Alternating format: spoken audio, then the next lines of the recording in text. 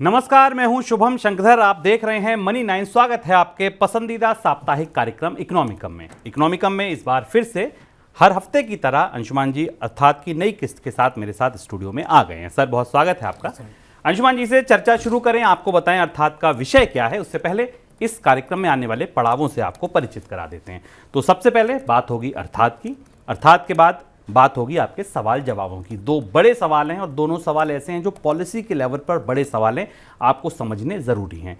उन दो सवालों के बाद बात होगी इनकम की, और इनकम के बाद कोई किताब या वेब सीरीज अंशुमान जी आपको बताकर जाएंगे हर बार की तरह।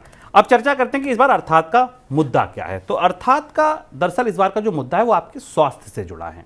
आपके स्वास्थ्य से ज़्यादा इस पूरे क्षेत्र से जुड़ा है। जो स्वास्थ्य का क्षेत्र है, हेल्थ केयर का जो क्षेत्र है, इससे जुड़ा है। इसमें एक बड़ा बदलाव आया है। आज अगर आप ये अर्थात पूरा देखेंगे, ये इकोनॉमिकम पूरा देखेंगे, तो आप ये समझ पाएंगे कि ये बदलाव शांति से बिना शोरगुल करे कैसे धीरे धीरे धीरे धीरे बदल गया। इस बदलाव का कारण क्या था, ये बदलाव कितना बड़ा है, इसका असर क्या होगा, ये सब कुछ आपको अभी पता चलेगा अर्थात में। लेकिन ये बदलाव जब आया है तो वो आया है कोविड के तुरंत बाद। अब हेल्थ केयर की बात कर रहे हैं तो कोविड हाल फिलहाल की सबसे बड़ी घटना है, महामारी थी। तो ये कोविड के बाद जो बड़ा बदलाव आया है, ये चर्चा तो हम करेंगे, लेकिन इसकी शुरुआत अंशुमान जी कर रहे हैं पहले विश्व युद्ध से भी पहले से। बात कर रहे हैं सीधे 1918 से। सर, वहां से बात क्यों शुरू हो रही है? शुभम इकोनॉमिकम में आपका स्वागत है। ये विषय थोड़ा अनोखा है। हमारी आम चर्चाओं से हमारे पास जो खबरें या सूचनाएं आ रही हैं, आपके आसपास जो आ रही, उनमें शायद ये सूचनाएं कहीं पीछे छिप गई हैं। पर ये बहुत बड़ा शिफ्ट है, और इस शिफ्ट को हम जैसे हमारी कोशिश होती है इकोनॉमिकम में या मनी 9 के बाकी शोज़ में कि हम आपको वो बताएं जो आपके लिए जानना ज़रूरी है और आप आसानी से नहीं जान पाते। तो ये उस तरीके का बदलाव है जो बहुत ही जल्दी अगले ही 5-6-7 महीनों में आपकी जेब को, आपके जीवन स्तर को प्रभावित करने लगेगा। और ये बहुत शांति से भीतर हुआ है। और ऐसा आमतौर पर दुनिया में अतीत में किसी बड़े घटनाक्रम के बाद होता है। कोविड का संदर्भ इसलिए क्योंकि ये बदलाव कोविड के बाद हुआ है और 2 ही साल का घटनाक्रम है और इसके बहुत सारे बड़े असर हैं। आमतौर पर हमें मानते हैं कि युद्ध और महामारियाँ भयानक रूप से विध्वंसक होते हैं। स्वाभाविक सी बात है कि युद्ध और महामारियों से विध्वंस होते हैं। 2 महायुद्ध हुए, इसके पहले महामारियों का इतिहास है। लेकिन अक्सर इनसे बहुत से बड़े बदलाव भी निकलते हैं, बहुत बड़े चेंज निकलते हैं। प्रथम विश्व युद्ध से, दूसरे विश्व युद्ध से जो तकनीकें निकली वो आज हमारे काम आ रही हैं, और ऐसी स्थिति हेल्थ केयर सेक्टर में हुई। अगर आज दुनिया के पास इलाज और दवाएं हैं, इस बात को आप ध्यान से समझेंगे तो आपको शायद अंदाज़ होगा आपके आसपास क्या हो रहा है कि अगर आज दुनिया के पास इलाज और दवाएं हैं तो इसका श्रेय केवल एक वायरस को जाता है। किसी देश को नहीं जाता, किसी कंपनी को नहीं जाता, किसी दुनिया की संस्था को, किसी महान दूरदर्शी नेता को नहीं जाता, सिर्फ एक वायरस को जाता है। वो वायरस जिसने 1918 और 1919 में 1 साल के भीतर दुनिया में 50 मिलियन लोगों को, 5 करोड़ लोगों की जान ले ली थी। आपको याद होगा, हम स्पेनिश फ्लू की बात कर रहे हैं, जो हाल के कोविड से पहले का फ्लू था और सबसे भयानक और सबसे विध्वंसक फ्लू था, और वो भी विश्व युद्ध के दौरान, पहले विश्व युद्ध के दौरान आया था। लेकिन इन मौतों के बाद जो नसीहतें ली गई, जो ह्यूमैनिटी ने सीखा, जो दुनिया ने सीखा, उससे हर साल करोड़ों जानें बच रही हैं। यानी एक वायरस जो 5 करोड़ लोगों को निगल गया, वो ऐसी चीज़ें सिखा गया कि उसके बाद उससे करोड़ों जानें हर साल बच रही हैं। और इसीलिए कहा जाता है कि महामारी और महायुद्ध दुनिया में परिवर्तन की सबसे खौफनाक ताकतें हैं। सबसे ज़्यादा खौफनाक परिवर्तन है, लेकिन इनके परिवर्तन बड़े स्थायी होते हैं। एक किस्सा सुने तो आपको समझ में आएगा, और हमारे आसपास हम इन चीज़ों का इस्तेमाल करते हैं तो इससे संपर्क जोड़ना, इससे राबिता करना आसान होगा हमारे लिए। अलेक्जेंडर फ्लेमिंग स्पेनिश फ्लू के वक्त ब्रिटिश सेना का जो मेडिकल कोर था उसमें काम करते थे। ब्रिटिश सेना प्रथम विश्व युद्ध लड़ रही थी और मेडिकल कोर में वो मरीजों का इलाज करते थे। उसी दौरान सैनिकों को स्पेनिश फ्लू का संक्रमण हुआ, क्योंकि तमाम तरीके के संक्रमण और भी होते थे सैनिकों को घाव में अलग अलग जगह पर युद्ध लड़ने पर। और तब उस समय ना तो साजो सामान अच्छे थे, ना लोगों के पास सुविधाएं थी, ना दवाएं थी, तो सैनिक संक्रमित होते थे, उनको इन्फेक्शंस होते थे। जो सैनिकों को वायरल संक्रमण हो रहे थे, उन्हें जांचते हुए फ्लेमिंग ने आइसोजाइम्स की स्टडी की। आइसोजाइम्स एक किस तरीके के एंजाइम्स होते हैं जो आपके शरीर के भीतर से ही बनते हैं और किसी बैक्टीरिया से लड़ने में आपकी मदद करते हैं। अलेक्जेंडर फ्लेमिंग का मुख्य शोध या मुख्य रिसर्च इस पर था। हालांकि ये उन्होंने पाया कि ये जो एंजाइम्स थे वो स्पेनिश फ्लू के या फ्लू के वायरस पर असरदार नहीं थे, लेकिन बहुत सारे और बैक्टीरिया थे जिनसे लड़ सकते थे और इन्हें पराजित कर सकते थे। इसी पड़ताल से उन्हें एंटीबायोटिक्स बनाने की सूझ मिली। अलेक्जेंडर फ्लेमिंग का नाम आपने सुना होगा, दूर दराज से ही सुना होगा, अगर आप विज्ञान और चिकित्सा के क्षेत्र से नहीं जानते। फिर भी फ्लेमिंग से बड़ा नाम दुनिया में नहीं हुआ, क्योंकि उन्होंने दुनिया में दवाओं की दुनिया ही बदल दी। ये बात है 1919-20 के आसपास की, जब ये सूझ अलेक्जेंडर फ्लेमिंग को मरीजों का, सैनिकों का इलाज करते हुए मिली थी। और 1928 में उन्होंने पहली एंटीबायोटिक बनाई, दुनिया की पहली एंटीबायोटिक का आविष्कार किया।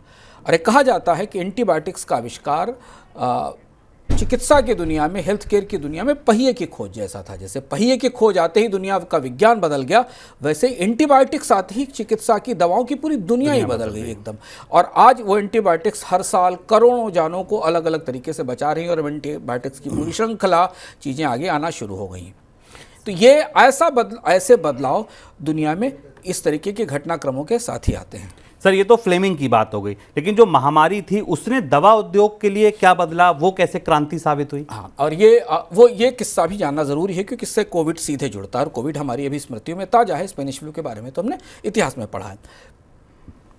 जो स्पेनिश फ्लू था 1918-19 का, वो फ्लेमिंग को दुनिया की सबसे अनोखी और चमत्कारी दवा बनाने की सूझ तो दे ही गया। इसके अलावा आज की जो फार्मास्यूटिकल इंडस्ट्री आपके सामने खड़ी है, जो अधिकांश रोगों की दवाएं बनाने में सक्षम है, और बहुत सारी ऐसी लाइलाज बीमारियां जो आज से 20 साल पहले, 50 साल पहले, एक शताब्दी पहले मौत की वजह थी, वो 1-2 गोलियां खाकर ठीक हो जाती है।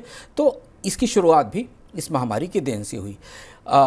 इली लिली ने 1942 में पहली बार इन्फ्लुएंजा की वैक्सीन बनाई, और उस वैक्सीन का काम शुरू हुआ स्पेनिश फ्लू आने के बाद। स्पेनिश फ्लू के आने के बाद जब पड़ताल शुरू हुई तो इली लिली पहली फ्लू वैक्सीन लेकर आई। 1943 में मर्क ने पहली एंटीबायोटिक बनाई। अलेक्जेंडर फ्लेमिंग ने अपना आविष्कार करके प्रस्तुत किया था, पर पहली जो आधिकारिक एंटीबायोटिक आई वो 1942 में आई, जो कि मर्क ने बनाई थी। वो शायद स्ट्रेप्टोमाइसिन थी, जो कि पहली एंटीबायोटिक बन के आई। इसके बाद 1955 में फाइजर ने पोलियो की वैक्सीन बनाई, और यहाँ से फ्लू और इसकी वैक्सीन बनना शुरू हुआ।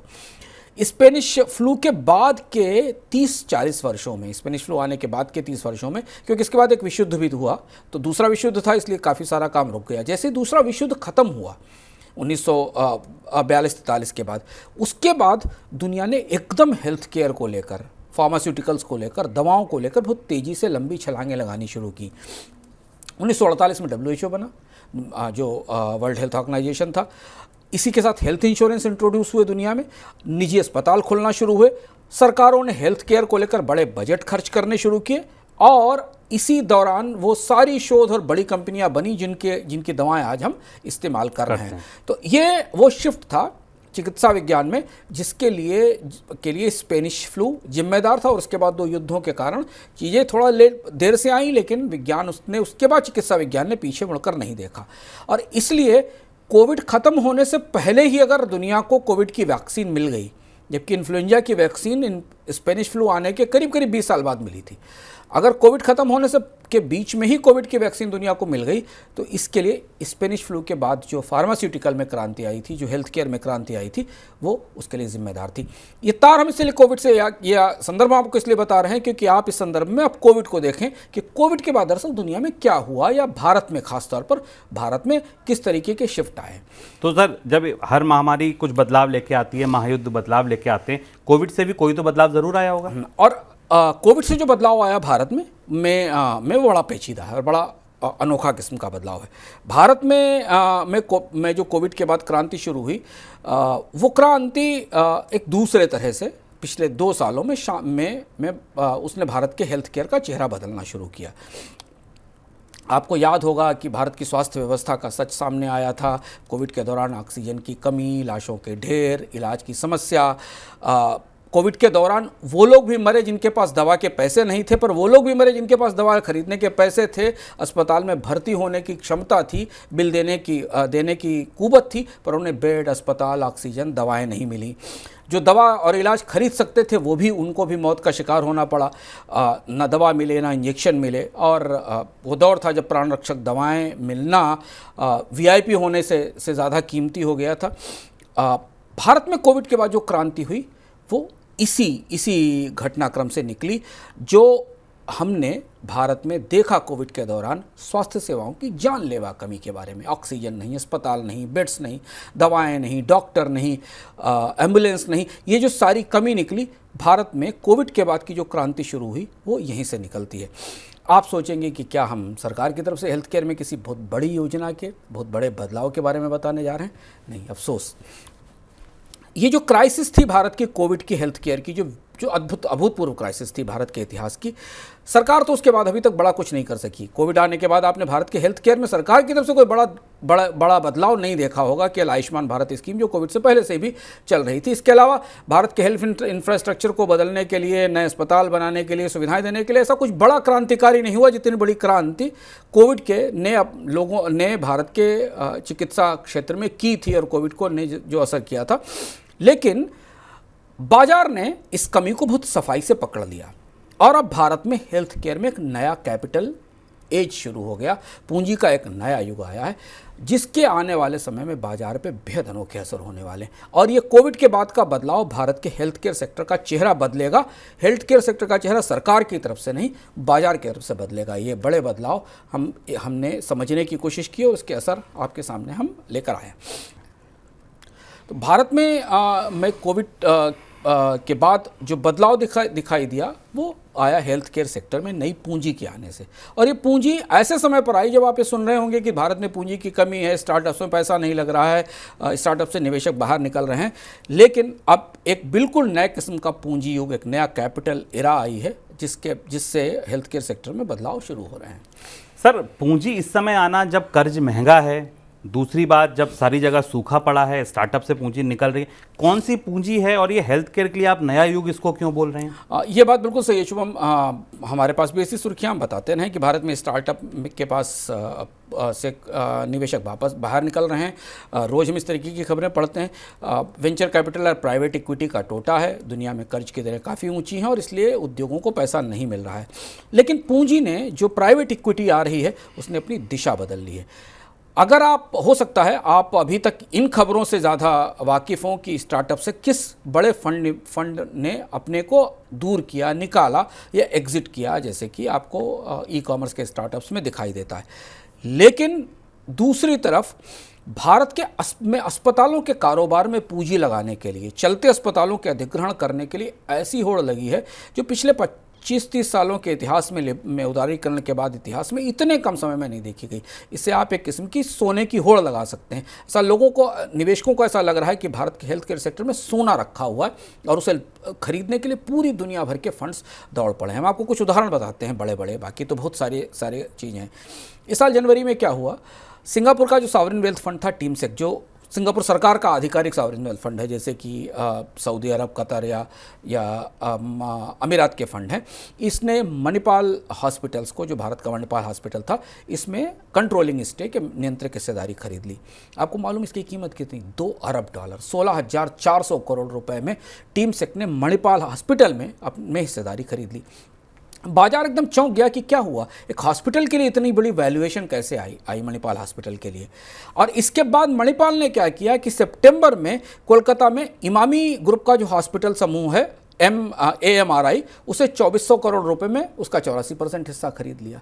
ये पहली बड़ी डील थी, जिस बड़ी डील के बाद हेल्थ केयर सेक्टर के अंदर जो घटनाक्रम शुरू हुए उनकी तरफ लोगों की नज़र जाना शुरू हुई। जब तक ये चीज़ें समझ में आती, तब तक नवंबर में दुनिया की सबसे बड़ी प्राइवेट इक्विटी इन्वेस्टर ब्लैकस्टोन, नाम आपने सुना होगा, जो दुनिया में सबसे ज़्यादा पैसा लगाती, जिसे प्राइवेट इक्विटी का किंग माना जाता है, उसने क्वालिटी केयर हॉस्पिटल में 73% 73% हिस्सा ले लिया ब्लैकस्टोन ने। और ब्लैकस्टोन का बड़ा निवेश भारत में आया।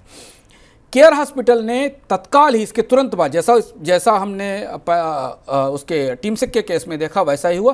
केयर हॉस्पिटल ने तत्काल केरल की एक अस्पताल चेन है किम्स हेल्थ और मिडिल ईस्ट की एक अस्पताल चेन है, उसमें बड़ा हिस्सा खरीद लिया। ये दो बड़े निवेश थे।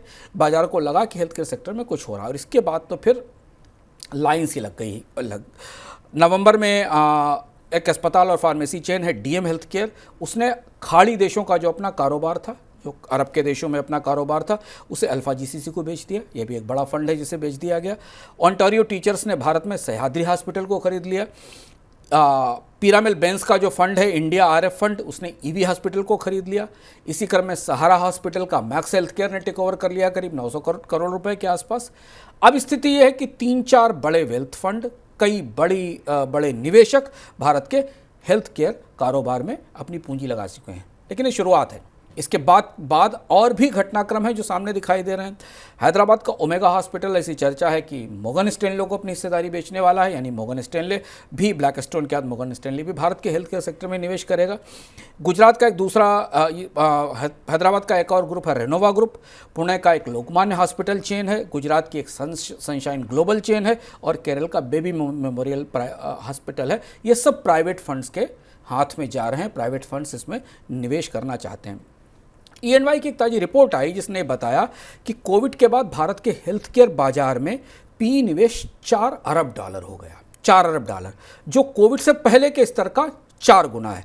और अब जितने भी प्राइवेट इक्विटी डील्स हो रहे हैं उसमें हेल्थ केयर का हिस्सा 10% से ऊपर चला गया। लेकिन इसमें ध्यान देने की बात है, चार्ट आप देखिए, इससे आपको समझ में आएगा। ये तो बड़ी डील्स का चार्ट है जो अभी तक हुई हैं, जिसके बारे में हमने आपको बताया, Ontario, Manipal, India RF, QCL, alpha GCC। लेकिन इसके साथ अगर आप डील का चार्ट देखें तो आपको दिखाई देगा कि कोविड के ठीक बाद इसमें कितनी तेज बढ़ोतरी होती है। 2020 से 2021 और 2022 और उसके बाद अब 2023 में $4 बिलियन का प्राइवेट इक्विटी इन्वेस्टमेंट भारत की उन हॉस्पिटल चेन्स में आ चुका है जिनके हॉस्पिटल ज़्यादा से 4-5 शहरों में फैले हुए हैं, 3-4 शहरों में, 5 शहरों में फैले हुए हैं। ऐसा नहीं कि कोई भारत भर में फैली हुई बड़ी हॉस्पिटल चेन है। ये इन्वेस्टमेंट भी बड़ा है और ये अस्पतालों में है। सर, अच्छा, कोविड के दौरान ठीक है अस्पताल नहीं थे, बेड नहीं थे, थी तो ऑक्सीजन भी नहीं थी, तो वैक्सीन भी नहीं थी, तो नॉर्मल दवा नहीं, डोलो मिलनी बंद हो गई थी। तो क्या फार्मा में भी, दवाइयों की दुनिया में भी इतने बड़े इन्वेस्टमेंट आ रहे हैं या सिर्फ अस्पतालों में आ रहे हैं? फार्मा सेक्टर में कुछ दूसरे घटनाक्रम दिख रहे हैं हमें। भारत के क्या दूसरा सेक्टर महत्वपूर्ण है क्योंकि हेल्थ केयर फार्मा की मदद से चलती है। अगर आप अस्पताल और फार्मास्यूटिकल के इन्वेस्टमेंट को मिला लें तो आपको दिखाई देगा कि भारत में जो PE इन्वेस्टमेंट है वो करीब करीब $6 अरब पहुंच जाता है। चार्ट देखिए जो दिखाई देता है। अगर आप इसमें भी 2020 के बाद बड़ी बढ़ोतरी है, पर इसमें फार्मा का इन्वेस्टमेंट शामिल है। ये करीब करीब $6 अरब के आसपास पहुंच जाता है। लेकिन अगर आप दवा बाजार को करीब से देखें तो यहाँ पर कंपनियों के अधिग्रहण बढ़ रहे हैं, यहाँ कंपनियों के टेकओवर्स दिखाई दे रहे हैं। यानी बाजार में पेटेंट सीमित हैं, दवाओं के ब्रांड में जिनके पास तकनीक और दक्षता है उनके पास बड़ा बाजार है। तो यहाँ अब इनऑर्गेनिक ग्रोथ के कारण निवेश कंपनियों को खरीदने में हो रहा है, जिससे कि कंपनियां सिमट रही हैं और एकाधिकार बढ़ रहे हैं। जैसे कि इस साल निरमा ने ग्लेनमार्क को खरीद लिया। $689 मिलियन की डील थी निरमा की तरफ से, जो कि दवा कंपनी में आई। ये साल का सबसे बड़ा अधिग्रहण था। उसके बाद सीरम लाइफ साइंसेज ने बायोकॉन बायोलॉजिकल्स को खरीद लिया, ये दूसरी बड़ी डील थी। इसके बाद इप्का लैब और यूनिकैम का विलय हुआ, डॉक्टर रेड्डी और मैन फार्मा का विलय हुआ। ये बढ़ोतरी हमें बताती है, ये बता रहा है कि भारत का फार्मा उद्योग संगठित हो रहा है, कंसोलिडेट हो रहा है। ये अगर आप चार्ट देखें तो इसमें आपको शुभम हेल्थ केयर और फार्मा में उल्टी गति दिखाई देती है। फार्मास्यूटिकल सेक्टर में 2020 के बाद गिरावट आ रही है और हेल्थ केयर सेक्टर में PE इन्वेस्टमेंट बढ़ रहा है। ये फर्क दिखाई देता है। अब ये एक किस्म की उलटबासी है जो इस चार्ट से समझ में आती है। भारत को फार्मा में नया निवेश चाहिए था, फार्मा कंपनियों में नए इन्वेस्टमेंट की जरूरत थी, नई कंपनियां चाहिए, पेटेंट चाहिए, तकनीक चाहिए, ताकि भारत वास्तव में विश्व की फार्मेसी बन सके। इसके लिए सरकार ने PLI स्कीम शुरू की थी। लेकिन दवाओं को लेकर चीन पर हमारी निर्भरता कितनी ज़्यादा है, इसके बारे में विस्तार से इकोनॉमिका में आपको बता चुके हैं। जीवन रक्षक दवाओं के मामले में चीन पर 70 से 80% तक निर्भर हो चुके हैं। भारत में दवाओं का आयात रिकॉर्ड स्तर पर बढ़ा है फार्मास्यूटिकल में, जिसका उस इकोनॉमिकम को आप देख सकते हैं। यहाँ पर हम इसका लिंक यहाँ अवेलेबल कराएंगे। दूसरी तरफ सरकार ने जहां निवेश बहुत प्रोत्साहित नहीं किया, हेल्थ केयर सेक्टर में सरकार ने अपनी तरफ से बहुत निवेश प्रोत्साहित नहीं किया, बल्कि उम्मीद ये की गई कि कोविड से नसीहत लेकर सरकार सस्ती और सुलभ स्वास्थ्य सेवाएं उपलब्ध कराएगी, वहां विदेशी पूंजी भर भर कर आ रही। फार्मास्यूटिकल जहां आनी चाहिए थी वहां पीएलआई में भी सफलता की कहानी नहीं बनी है, और जहां सरकार ने बहुत ज़्यादा प्रोत्साहन नहीं किया वहां अस्पताल ऐसे बिक रहे हैं जैसे कि वो गोल्ड माइन हो और उन्हें खरीदने के लिए लाइन लगी हुई है। सर, अब सबसे बड़ी बात कि ऐसा हुआ क्यों?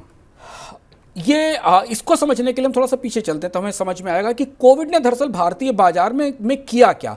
कोविड ने भारत के हेल्थ केयर मार्केट में, जब कोविड की धुंध खत्म हुई और बाकी चीज़ें खत्म हुई और हम उन सारी नसीहतों को छोड़कर दूसरी दुनिया भर की राजनीतिक चर्चाओं में लग गए, तो बाजार ने इसे कैसे समझा। ये वहाँ से निकली हुई नसीहत है जिसके कारण भारत के हेल्थ केयर सेक्टर में इतना बड़ा शिफ्ट 1 साल 1.5 साल के अंदर आ गया। आप ये भी कह सकते हैं कि कोविड के बाद सरकार ने एक तरीके से पूरा हेल्थ केयर बाजार और उसकी कमजोरियों को सामने दिखा दिया और उसे निजी क्षेत्र को सौंप दिया। इसे ऐसे समझें कि इसके पीछे का एक संदर्भ समझें तो हमें समझ में आएगा कि हम दरअसल भारत का हेल्थ केयर सेक्टर कहाँ खड़ा हुआ है। इस पर तमाम रिपोर्ट्स और जानकारियाँ पर एक छोटी सी जानकारी जिसके जरिए आप समझ सकते हैं कि भारत के हेल्थ केयर सेक्टर में $4 बिलियन का निवेश क्यों हुआ है। इतने वजह से एक IAS अधिकारी थे जोसेफ विलियम भोरे, वो कोचीन स्टेट के दीवान थे। उन्होंने भारत में पहली बार हेल्थ प्लान का प्रारूप बनाया था। ये बात 1943 की है। 1943 में एक भोरे कमेटी की रिपोर्ट आई। इस रिपोर्ट को भारत में हेल्थ प्लानिंग के दृष्टि से सबसे महत्वपूर्ण दस्तावेज माना जाता है, और इसी रिपोर्ट में भोरे कमेटी ने भारत के हेल्थ सेक्टर को 3 स्तर में तैयार करने के लिए कहा था। प्राइमरी, सेकेंडरी, टर्शरी, जिसमें प्राइमरी हेल्थ केयर सेंटर हों, सेकेंडरी हॉस्पिटल हों जो छोटे जिलों में होते हैं, और टर्शरी बड़े हॉस्पिटल हों। इस रिपोर्ट WHO ने हाल में ही अपनी एक रिपोर्ट दी जिसमें ये बताया कि भोरे समिति ने भारत के लिए पहले 10 साल में जो लक्ष्य हासिल करने का लक्ष्य रखा था वो भी पूरा नहीं हुआ। भोरे समिति की रिपोर्ट के हिसाब से 1943 से 1953 के बीच जितना काम हेल्थ सेक्टर में हो जाना चाहिए था वो अभी तक नहीं हुआ। लक्ष्य क्या था कि भारत को 1953 तक 40,000 की आबादी पर 24 प्राइमरी हेल्थ सेंटर बनाने थे। 3 बिस्तरों वाला एक अस्पताल बनाना था जिसमें कि डॉक्टर और उपकरण और सारी सुविधाएं उपलब्ध हों। आज हम स्थिति में जहां खड़े हैं वो सामने आपको दिखाई दे रहा है कि भारत में 1000 लोगों के ऊपर बेड्स की संख्या कम है। ये भारत की स्वास्थ्य सेवा का एक ऐसा चेहरा है जिसे आमतौर पर हम चर्चा नहीं करना चाहते, पर यही उन निजी कंपनियों को अपॉर्चुनिटी दिखाई दी। और कोविड के पूरे हाहाकार ने इन प्राइवेट कंपनियों को, निवेशकों को, ग्लोबल फंड मैनेजर्स को एक इतना बड़ा बाजार दिखा दिया जो उन्हें दिख ही नहीं रहा था। इससे पहले उनको लग रहा था कि भारत में हेल्थ केयर का बाजार नहीं है। उन्हें दिखाई पड़ा कि भारत में मध्यवर्ग चिकित्सा के लिए सुविधाएं चाहता है, बुजुर्ग हो रही है आबादी, उनके पास जो भी भारत का मध्यवर्ग है उन पर बुजुर्ग आबादी के लिए उन्हें अस्पताल चाहिए, उन्हें छोटी छोटी सुविधाएं चाहिए। बीमारियों का प्रकोप भयानक है, छोटे छोटे वायरल बुखार या डेंगू भी जैसे बुखार भी लोगों को अस्पताल पहुंचा देते हैं और वहां उनसे लंबा खर्च लिया जाता है। हर मौसम में भारत में किसी न किसी एक बड़ी बीमारी का प्रकोप किसी न किसी क्षेत्र में होता है और उसकी वजह से हॉस्पिटलाइजेशन की ज़रूरत पड़ती है। और इससे निवेशकों को ये समझ में आया कि तो बहुत बड़ा अनटैप्ड बाजार है और सरकार तो ये सुविधाएं दे नहीं पा रही और देने की स्थिति में नहीं, तो बाजार कितना बड़ा इसका आंकड़ा देखिए। भारत में स्वास्थ्य सेवाओं की कमजोरी का बाजार $48 बिलियन का है और इस $48 बिलियन के बाजार को टैप करने की अब होड़ शुरू हो चुकी और वो होड़ कोविड के बाद शुरू हुई, जिससे $4 बिलियन का निवेश इसमें आ चुका है। माना जा रहा है कि बाजार करीब 12 से 14% की स्पीड से आने वाले समय में बढ़ेगा। शुभम, निवेश का स्वागत है, प्राइवेट इन्वेस्टमेंट आना चाहिए, भारत के लिए ज़रूरी है, पर ये समझना ज़रूरी है कि इस ऐसे बाजार में जिस तरीके का निवेश आ रहा है उसका आने वाले समय में हमारी जेब पर और भारत के लोगों पर क्या असर होगा। अब एक तरह से सरकार आधुनिक स्वास्थ्य सेवाएं देने में अपनी असफलता का ऐलान कर चुकी है। सरकार मल्टी स्पेशलिटी, बड़े हॉस्पिटल्स, तमाम स्पेशलाइज हॉस्पिटल बनाने की क्षमता नहीं रखती है। आयुष्मान जैसी स्कीमों को भी चलाने के लिए वो निजी अस्पतालों पर निर्भर है, क्योंकि आयुष्मान में भी जो सेवाएं और सुविधाएं मिलेंगी वो किसी निजी अस्पतालों के साथ अनुबंध के तहत मिलेंगी। तो इसलिए अब भारत का स्वास्थ्य क्षेत्र निजी अस्पतालों की छाया में ही विकसित होगा। निजी अस्पतालों के हाथ में ही सब कुछ होगा भारत में स्वास्थ्य की सेवाएं देने का, चाहे वो सामान्य OPD हो जो कि आपको एक सामान्य मोहल्ले की चिकित्सा सुविधा मिलती हो, या एक बड़े हॉस्पिटल में सेकेंडरी और टर्शरी लेवल का इलाज मिलता हो। भारत में हेल्थ इंश्योरेंस की पहुँच बेहद सीमित है और ये बेहद महंगा भी है। ये तय है कि भारत का हेल्थ केयर बाजार तेज़ी से बढ़ेगा इस परिस्थिति में, लेकिन ये सुविधाएं अब केवल चंद लोगों तक सीमित हो जाएंगी, क्योंकि प्राइवेट इन्वेस्टमेंट के बाद हेल्थ केयर की इन्फ्लेशन आने वाले एक साल में और ज़्यादा तेज़ी से बढ़ेगी, क्योंकि जितनी कॉस्ट लगाई जा रही वो कॉस्ट हॉस्पिटल की सेवाओं में की दरें बढ़ाकर वापस वसूली जाएगी। कोविड के बाद हमने सारे हॉस्पिटल्स की फीस में, सुविधाओं में, बाकी चीज़ों में बढ़ोतरी देखी है। तो जिस हमने शुरुआत में बताया था कि स्पेनिश फ्लू ने दुनिया में स्वास्थ्य सेवाओं को बदलने का, शोध का, तकनीक का रास्ता खोला था।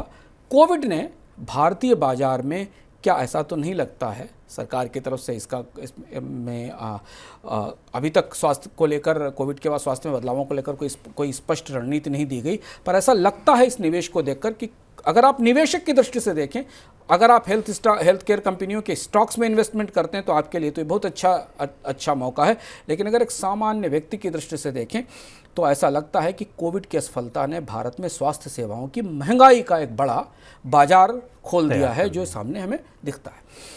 तो बिल्कुल ये इकोनॉमिकम के बाद, इस अर्थात के बाद आपको ये समझ आ गया होगा कि कोविड के बाद क्या बदला। तो ये बदला कि बड़ी बड़ी कंपनियों ने अस्पतालों में निवेश किया। ये एक ऐसा बाजार है जो आने वाले दिनों में 12-14% की ग्रोथ से बढ़ सकता है, जैसा हमने ग्राफिक्स में देखा। आप सोचिए कि जब भारत में जीडीपी की ग्रोथ 6%, 7% आकी जा रही है, तब इससे दोगुनी रफ्तार से अस्पतालों का बाजार बढ़ेगा। ये आंकड़े बता रहे हैं, अनुमान बता रहे हैं। तो ऐसा कौन इन्वेस्टर है जो इसमें पैसा नहीं लगाएगा? लेकिन आम आदमी के लिए, हमारे आपके लिए स्वास्थ्य सेवाएं महंगी हो जाएंगी। ये इसका एक ऐसा पहलू है, कड़वा पहलू है, जो हमें समझना जरूरी है। अब बारी आपके सवाल जवाबों की।